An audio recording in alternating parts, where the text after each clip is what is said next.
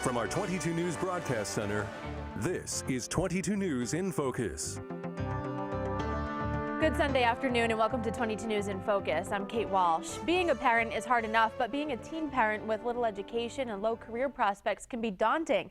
The number of babies born to teen mothers in Massachusetts has steadily declined since 2001, down from nearly 5,000 in 2001 to just over 2,100 in 2015. Today on 22 News in Focus, we'll be looking at two programs in our region that offer support to teen parents.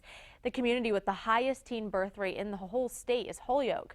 The Care Center is an alternative education program in Holyoke that helps teen mothers with education and other tools to lift themselves out of the cycle of poverty that teen parents often find themselves in. So joining me from the Care Center to discuss their partnership with Bard College especially and talk about how their whole program works is Ann Teschner, Executive Director of the Care Center, and Anna Rodriguez, Education Director at the Care Center. So thank you both for being here today. We appreciate it. Very interesting topic and something I think that it needs more publicity. The programs that are available for people out in the community that need it. So first, let's talk about both of your backgrounds and how you became involved in the Care Center. I'll start with you, Anna.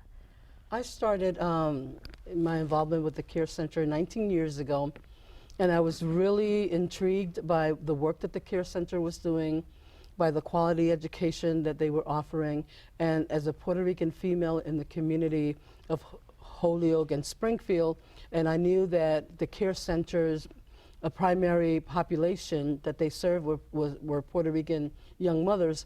I wanted to have the opportunity to work with my community and give back to my community and help my community move forward. And what's your professional background that you were able to kind of help with the program? When I came to the program, I had a vast experience of GED prep coordination, and I've taught ABE, Adult Basic Education, and I had had about a decade of experience of administrating adult basic education programs and GED programs in Springfield and Chicopee and Holyoke. Wow, okay, and so you had obviously heard of the Care Center before. I had heard of the Care Center and I was envious of the Care Center. Working in another program, I would go visit and do professional development at the Care Center, and I was like, one of these days, I want to work here. The teachers were great. They had a lot of resources. They themselves were a great resource, and they were really helpful. I was the education director in that other program that I was at, and it helped me help my teachers advance in the work that they were doing. So secretly, I had always wanted to work at the center. That's awesome. Now you are. Yes, I am. It's your dream job. That's right. That's right. That's why I've been there for 19 years, and I consider this my last job, and that's where I'm going to be until I retire. Excellent. All right, and music to my ears. Yeah, exactly. You don't want her to go anywhere, right? Exactly. So you have you're the executive director. You have a big job there, and so what's your professional background and how did you get involved in the Care Center? Well, let's see. I knew about the Care Center in the 80s. I was working with an effort to lower the teen pregnancy rate. So I headed up the Holyoke Teen Pregnancy Coalition, and that was my first kind of deep glimpse into what is Holyoke and what's going on here and what are these issues. I too have been at the Care Center for 19 years.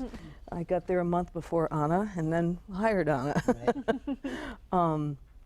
But my background is varied, so I have experience in education, in the arts and humanities on the state level, and I guess at the heart of it all, I'm a hardcore feminist, and so for me it was an opportunity to truly impact the lives of women, and I think that's what drew me in there initially.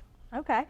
Before we get into what the Care Center is really all about for people who, have just heard the name and don't really know, and we've kind of alluded to what it is, but not quite yet, let's talk about why Holyoke is has the highest rate of teen pregnancies in the state. Why is that? Do we know? Well, it's actually one of the reasons the Care Center began. The Department of Public Health 30 years ago put out their first report of adolescent health statistics. And though everyone knew there was an issue in Holyoke, lo and behold, there was in black and white. We were 5 times the state average. Wow. And so it's a complicated problem in many respects, but what we see is more often than not, students drop out of school first and get pregnant second. So there's a real direct link with school failure. That's part of it. I think for when we first got to the care center, there was very little focus on college. So I think young women felt, well, this is my only option. School really isn't real for me, and so having a baby is. So, you know, making those shifts is a lot of what we're trying to do at the care center. Okay, yeah, and so now let's elaborate about what the care center's mission is and what services you provide. Okay, I'll take a shot at it. It's an alternative education program. We've got a focus on helping students. Everyone's dropped out of school who is at the care center. Most are involved with the welfare system. And are they all teen moms? They're all teen moms, 14 to 24 years old. And we've got a focus of helping them pass the high school equivalency exam. And we have an added focus of going on to college. And that really comes about in part because we just know that you're not going to make it on a GED.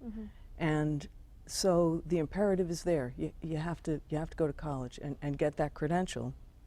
But I think we're also pretty heartfelt, wrapped up in the idea that we want people to have a good time educationally. I mean, these are competent, bright women who have not had fun in school in a long time. So we spend a lot of time trying to make it exciting and fun, and we do all kinds of stuff. I mean, we're trying to figure out what's going to light their fire up. That's why we have a holistic approach to education. We're arts-based. We do athletics as well. We want to combine everything, the mind, the spirit, and the whole self of our being. Our education program has a youth development flavor to it. And we want to provide these young women opportunities and support for them to expand their world, to achieve their goals. And we recognize that having a baby makes things harder for you, but it's not impossible. You can still move forward, you can still achieve your goals, but you need support. You need other caring adults in your life that are going to support you, that are going to believe in you, to help you believe in yourself. A lot of the students that come to our program, it's the first time anybody has ever told them that they're good enough to go to college, that they're smart enough to go to college. College has never been in their future. They set for themselves really low bars and really low standards, and we've done the opposite at the care center. We have risen the bar as high as we can, and when they achieve that bar, we go even higher, and we keep going higher because we've recognized and we've been able to assess that they always step up to the plate. Well, they really do. And part of that is very high expectations and very high support. Right. So we've got a daycare center on site, we do door-to-door transportation, we have a breakfast and lunch, we have a nurse practitioner, mental health. It's pretty much whatever's getting in your way, we're just going to clear the deck so that you can focus and be a student again. Right. And that's what they need in order to be there, right? Daycare, I mean, Yes. you can't leave your child all day and consider an education. They have to have that all together. Well, exactly. And when we sort of laid on top of all of that some very fun and exciting programming. We do a lot with the arts and humanities, as Anna mentioned. And we also do college level work at the care center. So it started with a course that we partnered with Bard College, gosh, that's what, 18 years ago, called the Clemente course in the humanities. Great course, real fabulous introduction to humanities, moral philosophy and art history. It's really exciting course, and a good partnership developed. And we thought, well, maybe we should expand this partnership. So we approached Bard and said, is this something that you would consider? Would you consider offering a degree program here? And to our delight, they said yes. And surprise. And surprise. Yes. So this fall, we opened we call it the Bard Micro College Holyoke. And it's the first of its kind in the nation.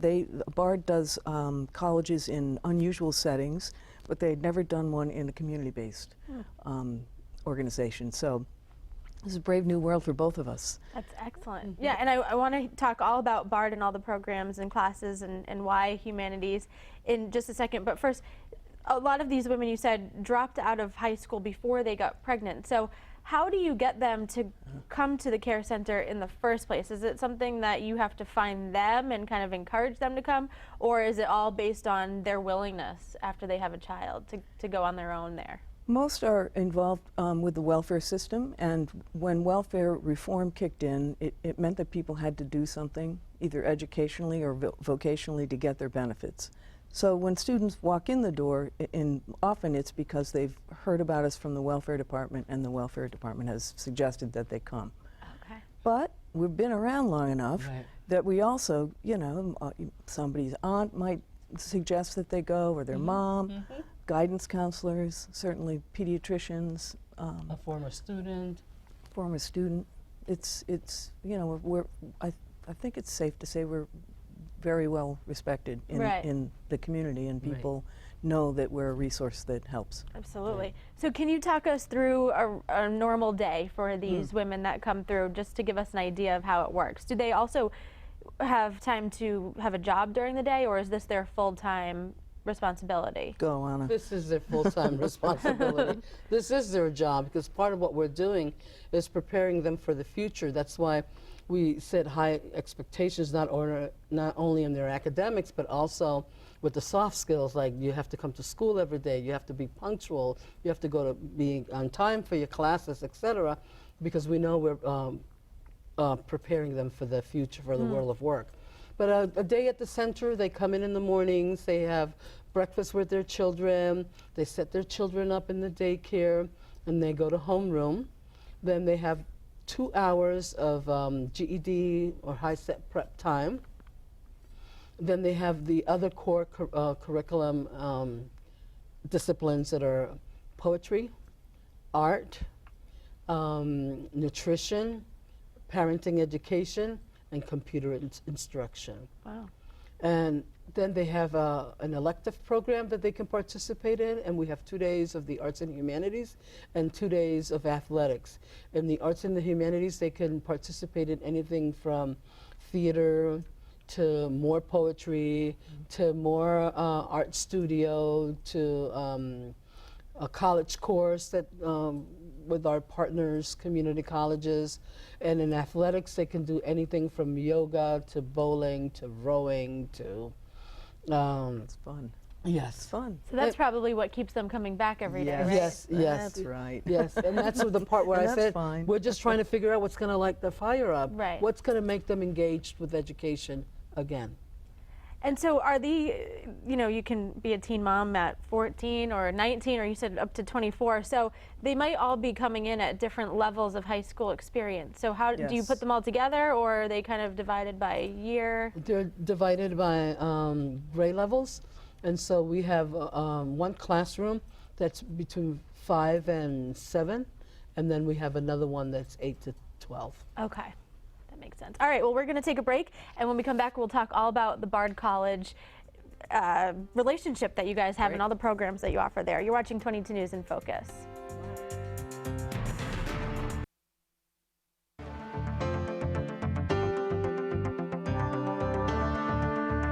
Welcome back to 22 News in Focus. Today we're talking about empowering support programs and college prep opportunities there are for teen parents.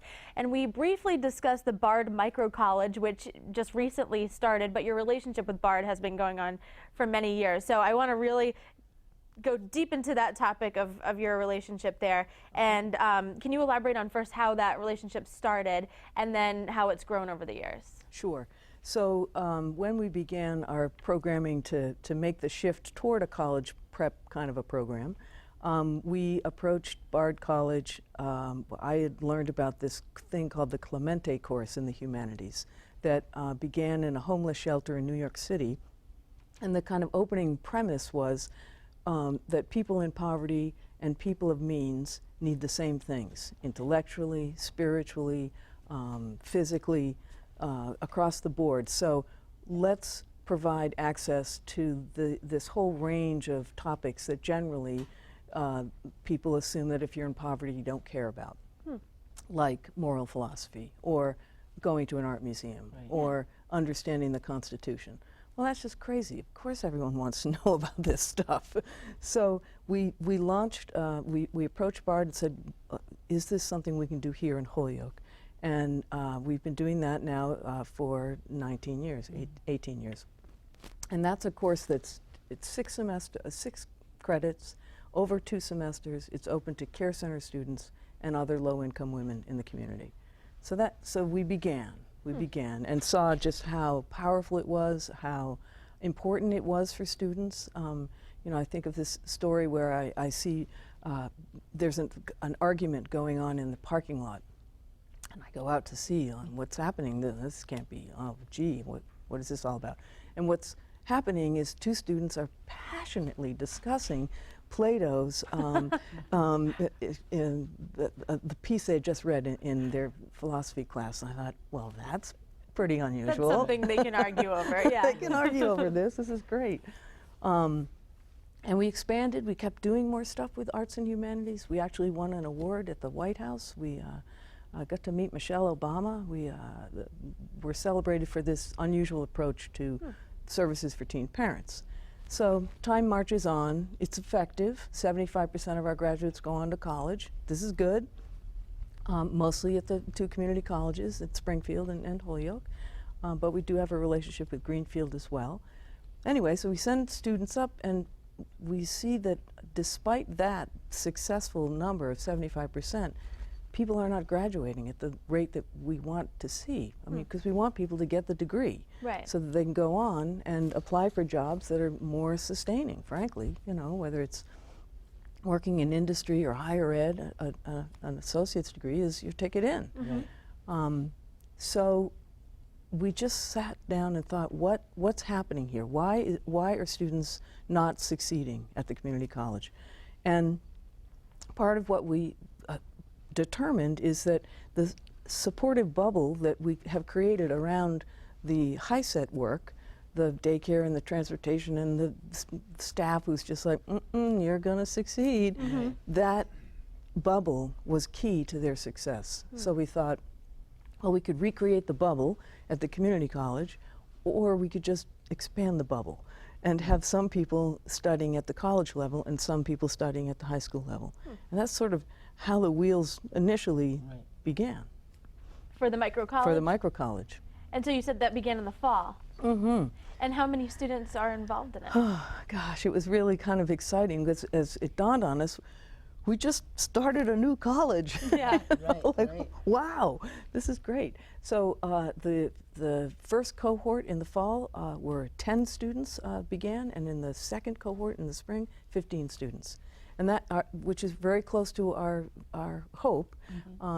We're going to max out at 100 students. It won't get any bigger, I don't think. I don't know if we can handle it, but maybe we can. And it is, at the moment, it's open to Care Center graduates and graduates of this Clemente course. So if you're watching this show, we're recruiting right now for the fall. Okay. So people should contact the Care Center like right now if they want to get in. It's free. It's very rigorous. It's exciting. The students are just completely on fire up there. And so is it during the day or is it at night? Yep, it's during the During day. the day. And they can access all the supports that the HiSET students are accessing. So the daycare and the food and the transportation, and Interesting. so far so good. It seems to be working. It's during the day at the same time as the HiSET students are there, which provides the HiSET students the ability to see what their next step could be. That there are other students in the same building pursuing college, and that college is right there for them. Yeah. Makes it real for them. It makes it real. That's right. And why, I know you talked about the importance of the humanities, but how does that help them when it comes to applying for community colleges and stuff like that? Is that something that's appealing to colleges to see that they have some kind of background in humanities? Well, when they leave the micro college, they'll have an associate's degree. Okay. And so they can take that and they'll have the skills like how to read a text, how to analyze materials, how to write well, how to work with others, how to plan out things. These are actually the kinds of skills that employers want, and how to learn. And it's a liberal arts degree that they can also transfer to any four-year college if they so choose to do. Right. But also gives them enough skills and credentials to be able to work if they wanted to do that too. Well, exactly, and in industries that right now they're denied access to. So, if you want to work at UMass or if you want to work at Springfield College, you really need that credential. Yeah. Right. So how is the Care Center funded if it's free for the students? We That's your nightmare, not mine. standing joke is, when I started this job, I had brown hair. Right. We raise funds from a wide variety of places. We get federal money, no, state money, city money, private foundations, and donors. So probably like 40 different funding sources throughout the year. And the micro college is funded by, because it's a partnership with BARD and it's an accredited program, we can access some Pell money from the federal government, and then we make up the rest with private donations. Right. Was it difficult to start the micro college? No, and that's what's so wild. Right, It's flowed pretty easily. People, local donors were really excited about this, so that piece happened pretty easily. Faculty from around the region really want to do it and work with us, so that was fairly easy. And do the teachers, I'm sure the teachers get paid, right? It's Oh, not, so are there volunteer opportunities for some people in the community too, or is it mainly all paid positions? It's at this point all paid, but wow, things will change, I'm Right. sure, As we grow. as we grow. Right now we have 2 classrooms in the Care Center pretty much dedicated to the college. We anticipate in year 2 or 3, depending, that we've talked to the Holyoke Public Library. They have a seminar room and they've agreed to let us use that. So that's about 2 blocks down the hill. Right. So we'll begin to just sort of make this Holyoke campus. Right. That's exciting. Right. So how do you make sure that everyone who needs to come to the Care Center is welcome? Do you have a limit on how many students are able to take classes at a time, or is it kind of whoever needs to come and we have room for you?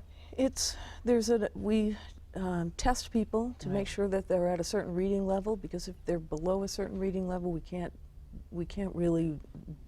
don't have the facility to work with them. Right.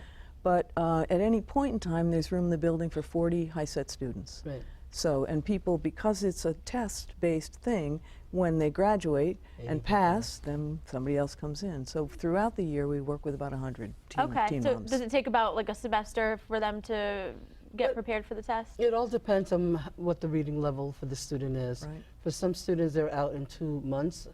Other students are there for 2 years. But I would say the average stay is about 18 months. Okay. And how do we see these women who have graduated in the community? Can you give us an example of someone who is a success story that went through the program? Yeah, who do we want to highlight? Joanna, maybe? Sure. Joanna Diaz? Sure. She works at Career Point, helping other young people get jobs. Nice. She's just great, smart, competent, Right. charming. So she's using her experience to then pay it forward for others. Exactly. right. Exactly. That is excellent. Ladies, thank you so much for being here. We really appreciate it. Learned a thank lot. you. And we have all the information about the Care Center and your relationship with BARD on our website. So anyone who wants to look into that, you can. And we're going to take a short break, and then we'll go into another teen parent program altogether that's based out of Springfield. You're watching 22 News in Focus.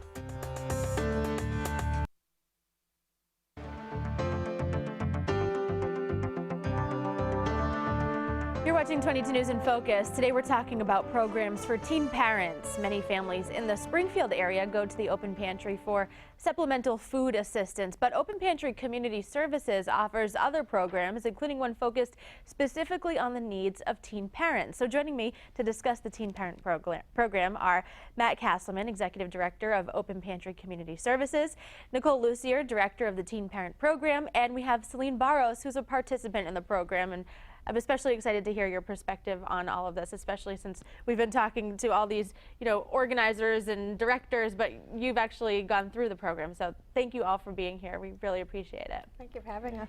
So first, let's talk about these other services that Open Pantry has to offer to the community, because honestly, I thought Open Pantry was just the food-based program. I didn't realize there were so many others. Can you briefly talk about what else there is to offer? Sure. So our goal really is to try and provide a wraparound service model.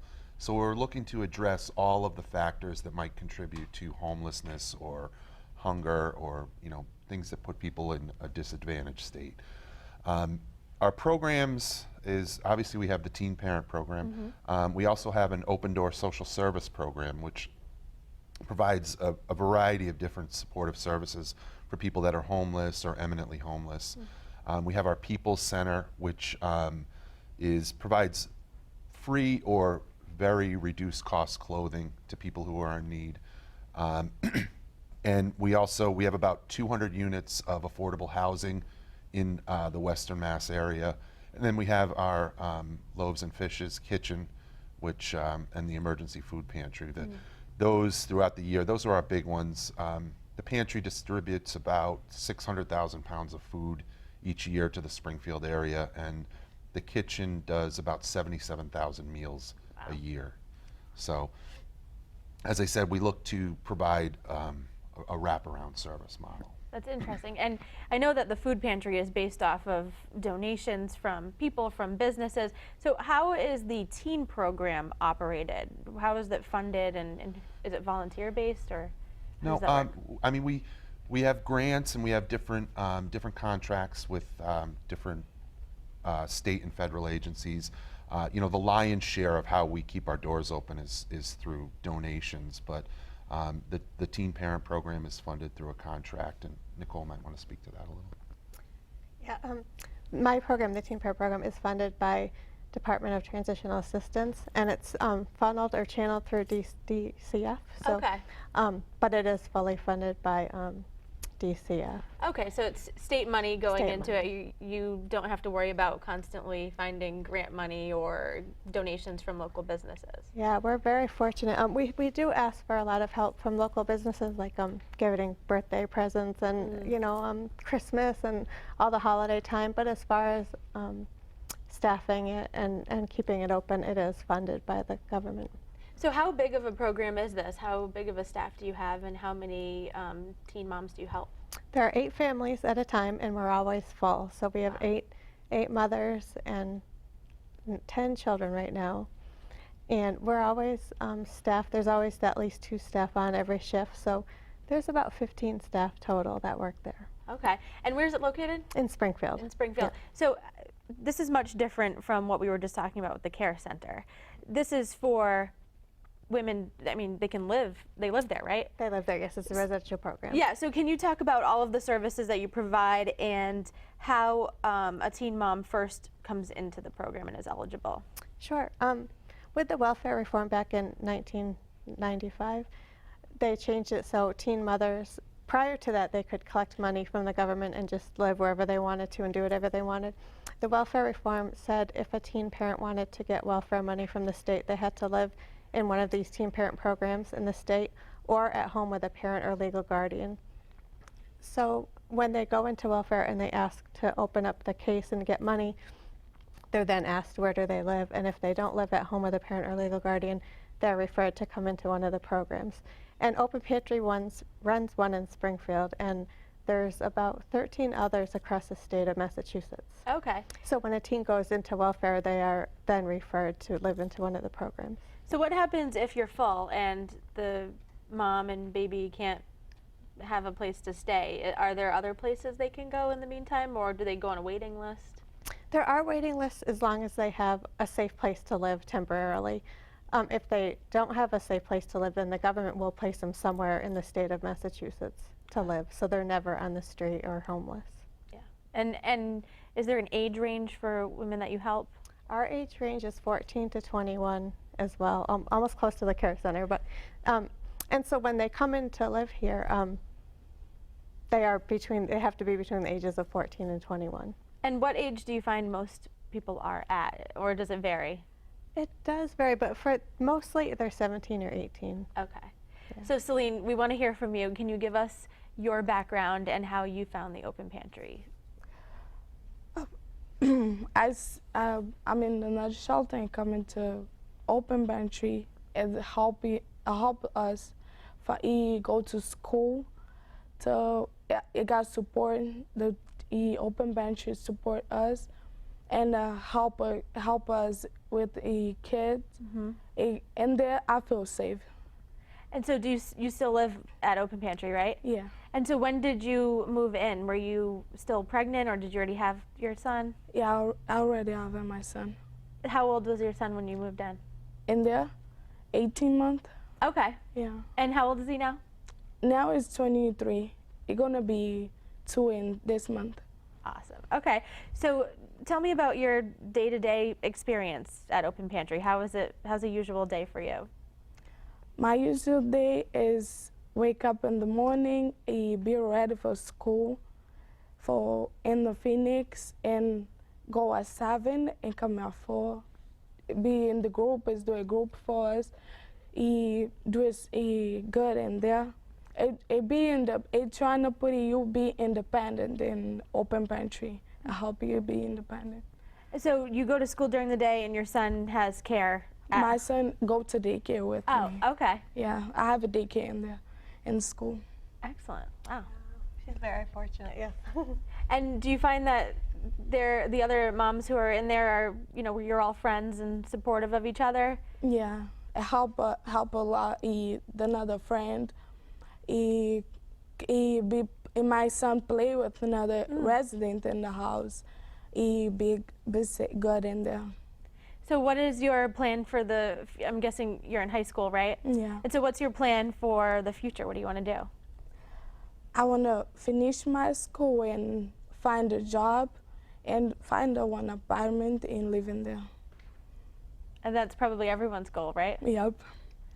So what do you think you would do if it weren't for Open Pantry?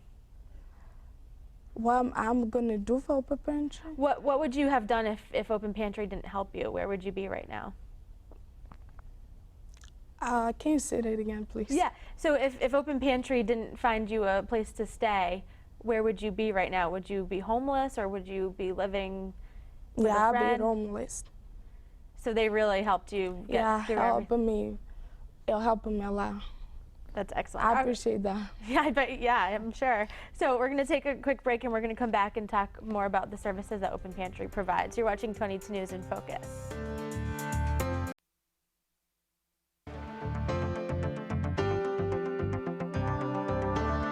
Welcome back to 22 News in Focus. Today we're talking about education and life skills programs for teen parents. You heard about the Care Center in Holyoke, and now we're talking about Open Pantry in Springfield. So is this only for Springfield teen moms, or are there some from, let's say, Chicopee or neighboring communities as well? They're actually from all over the state of Massachusetts. They can be referred from anywhere that they need help from. They go any DTA office that they go in for help.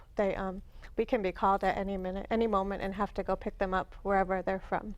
Really? So you could have people living there that are from the Boston area? Boston, Fall River, yeah, a lot of different places, yes. So, yeah, would you like to? I was just going to say that 2 of the 8 beds are actually emergency beds too, and Oh, those okay. are consistently full. We take girls from all over the state, and as I said, it's highly utilized. So would this be for people maybe in danger, like violent relationships or something like that? So it's a shelter for some. Yeah, for out of the 8 beds, 2 of them, like Matt said, are emergency beds. So those teens come in for an emergency wherever they had to get out of their house right away, and they stay temporarily. So they're not there permanently like the other 6 are. The 6 live with us permanently, and 2 of them, they move into another permanent bed somewhere in the state. And you said the ages are between 14 and 21. Is there a limit on how long they can live with you in that time frame? There's no limit, no. That's a nice part. They really can get their life together for however long it takes and leave there independent and ready to go. What age would you say most do leave? Is it when they graduate high school or get their GED or? A lot of them, yeah, when they get their GED, could be probably around 19 years old. Okay. And also housing is really hard. No, I was just going to say the program is designed to motivate the residents to move on. We want them to achieve their goals and move on as they can. Right. So we don't try and put a strict time limit on the end of that, but at the same time, everything is focused about them gaining independence and structure in their lives. You don't want them to be too comfortable there. Right. Because then when they hit 21 and have to leave, it's like, what's next, right? Right, exactly. Do you find that most are successful when they leave? They've gotten the tools they need to find some success? They do. They leave ready to be independent. They know how to get to school on their own every day. They know how to pay whoever they're going to have to pay, a landlord. They know how to budget their money.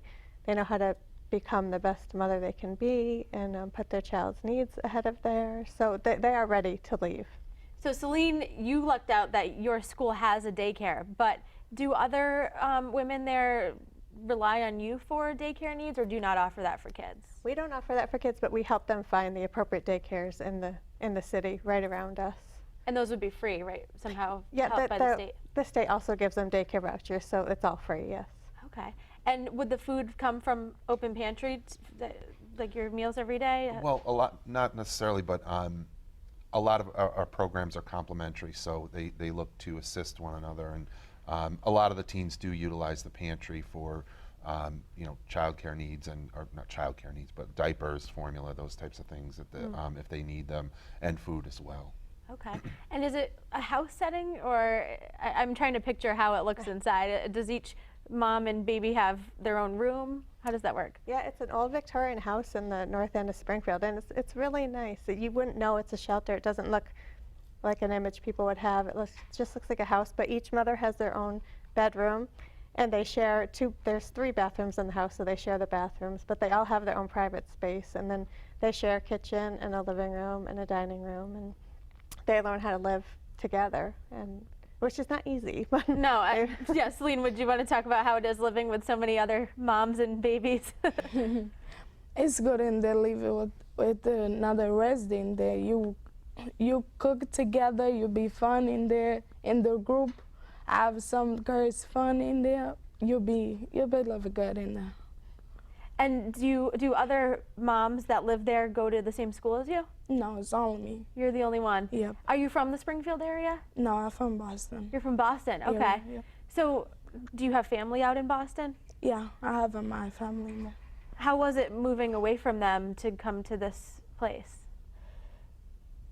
It's not easy, but I have to come into because I want to be independent. I told my mom I want to be independent. This is why I want to leave because I know if I go in this, she gonna do everything for me. Mm-hmm. I'm not gonna learn. Right. This is why I say I wanna. Yeah. But I go in there every Friday, see her. Oh, okay. Yeah. And how are you able to go back out there? Are there services to help you go back to Boston? she does a lot of budget planning, which is great, and she saves her money to go at least once a month. She'll go out there, and so she's really good about budgeting her money and saving, and that's a part of life skills that you have to learn to move on and be independent, so she succeeds in that. Wow. And so how many right now, just for an example for people, of the women are from Springfield, of the 6 that are there permanently? 4 of them are from Springfield, Okay. and 2 are not. Okay, and like you said, Fall River, New Bedford, I'm sure the whole Right. area can Yes, come out here. absolutely. And so do women, moms from Springfield also go out to those other Yes, they places that do. are similar to Open Pantry? Wherever there's an open bed. Yeah.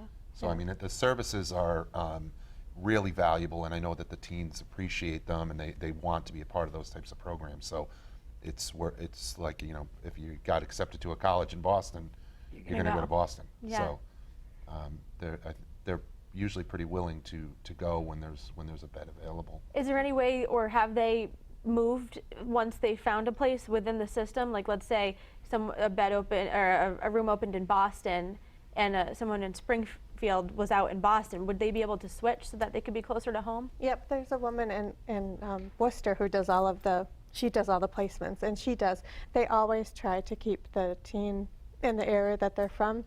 Although sometimes due to their circumstances, it's best for them to not be in that area. But if it is what they need, then they will always try to place them back.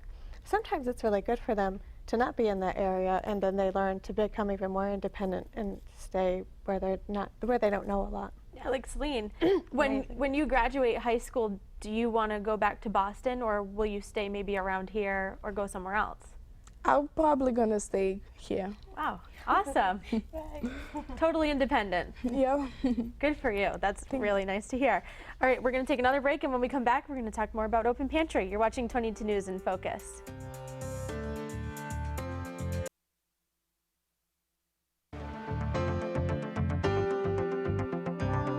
Welcome back to 22 News in Focus. Today we've been talking about two specialized programs aimed at teen parents that are available in Springfield and Holyoke, but also, as we've learned, help people across the Commonwealth, and just happens to be located in Springfield.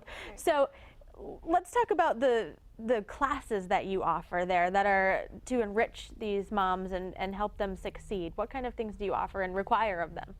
I think it's exciting. We have to provide 30 hours a month of parenting and life skills classes, but we try to make it as fun as we can because basically they're coming home from school and sitting in another workshop. So right now we have painting, a paint night every other week where they get to just relax and do some kind of art therapy. We have domestic violence classes to just teach them how to not get into that situation, or if they were, how to get themselves out. We have health classes and the parenting classes, and we have, what else, Celine? We have, a teen mother mentoring program, which is, they really like a lot, the teen mother program. And one of the best parts about it is Horizons for Homeless Children provides a free daycare for the children while the moms are in the classes in the house. There's adults who come and play with the kids for 2 hours every day upstairs. We have a beautiful playroom. So the kids get to play while the mothers get to focus on their workshops. And nutrition too, right? Yeah, nutrition, yes. Okay. Very important, We yeah. do that for almost all of our programs. We'll do financial literacy, nutrition programs, substance abuse, things like that. As I said, we look to really try and address all of the different things that would contribute to someone being on the streets or not being able to support themselves. So. Do you ever have a situation where, since you brought up substance abuse, where maybe a teen mom is addicted or has some type of, condition like that or issue where they might not be able to stay at the home for the safety of everyone else, or have you not had to deal with that yet? In the past, we have had a few issues like that, and before we, ask them to leave or have their child removed, we really work with them. We work with the Carson Center and some other programs around who will help them with their substance abuse. And if they can parent their child and work on their substance abuse, then we'll let them stay. Because the goal is to really keep them together as a family and figure their life out. So that is the goal. Do you have people who work for Open Pantry also live there 24/7, or is it at night, it's just the moms and their babies? It feels like we're there 24/7, but there's always a different staff, but there is always a staff there at all times and awake. They never sleep. Okay. So they're always there. In case there's any issue, someone's available. Absolutely, yep. And so what programs, we were talking during the break about how you actually work with the Care Center. Yes. The moms do. So what other programs in the community do you work with on a daily basis? Well, Celine goes to Phoenix Academy, which has been really good for her. Yeah. School. Yep, it helped me more English. Yeah, it helped me do a good education and be good in them. That's excellent. And that's right in Springfield too, right? Yes, yep, Yeah. it is. And they also pick her up every day and bring her home, so it's wonderful. We're very fortunate. And we have a couple of girls who are in college right now who are getting their classes at Stick. Okay. So it's great. Wow, and we were also mentioning that it's been moms and their babies, but it doesn't have to be a woman, right? It can be a man living there as well. Yes, we can. They changed the programs a couple of years ago, and so now it can be single dads as well. We haven't had any yet, but I know they're out there. They may not know about it as much as the mothers do, but we can take teen dads as well. Okay, why do you think that is, that the teen dads don't have these programs? Maybe are they like embarrassed to ask for help, or? I think as far as a teen getting custody of a baby, it's typically, the female that would have the responsibility of raising the baby. It's rare that you would find a teen dad who wouldn't have the mother in the picture for an extended period of time. I'm sure they're out there, and the program was expanded because we don't want to alienate a population. We want to be able to provide services across the board, but it would be a very microscopic population that would for men, I would think. And some of these moms might have boyfriends, or the baby's father is possibly still in the picture. So how do you make sure that the child also sees his or her dad, if that's the case? we never stop them from staying overnight with their father, or even grandparents if they're involved. We always want the child to keep that connection going. And we also work with the fathers or boyfriends if they've been involved with a boyfriend for a while. We do case management with them. A lot of times the boyfriends are in the same kind of situation. They're homeless or bouncing from place to place. So we'll send them to our open door social service we do what we can with them, but then we'll also send them to our other agencies to get more help and work together to keep the family strong and intact. Have you found that some moms who have succeeded in Open Pantry and left and made a life for themselves come back at all and help, or give testimonies as to how it helped them? Yeah, we've had that. We've had the moms come back and give workshops and talk about what it was like when they lived there, and you can do it and you can make it. So it's been wonderful for that. Wow. And what other programs do you offer or collaborate with? You were saying someone just graduated from the care center. Yes, one of our residents who lives there now just graduated yesterday from the care center. She passed all of her high sets. So as a surprise for her, when she came home, we had a big cake and ice cream, and we put up ribbons and banners, and everyone signed a card for her. So it was really nice. That's awesome. What would you say are the biggest barriers stopping teen moms from succeeding that you notice? And Celine, feel free to talk about what maybe some of your biggest struggles are, if you'd like. I think you can say it again. I mean. Sure. What's the biggest challenge in being a teen mom, would you say? To be a teen mom, and you be experienced the what you have. You be like what you're gonna do. It's better for your child and be good for him. So everything is about what you can do to help your son live the best life, right? Yeah. And it's worth saying too that the teens that we work with are no different than other teens. They are learning about life, and there's very few 17-year-old kids that know how to balance a checkbook or right. The importance of these things. But these young ladies are they have the responsibility of a child, so they're forced to learn these things, if you will, in order to care for their child appropriately. So that's probably I would say one of the bigger challenges is that they don't really have they're all really committed to their children, and so they don't really have a choice. They have to learn these things. It's not just about them anymore. So that's a big challenge. Absolutely. All right, great. Awesome conversation. Thank you so much. And Celine, we really appreciate your perspective, and thank you for being here. Can't wait to meet your son after this as well. You're watching 22 News in Focus. We'll have our last word after the break.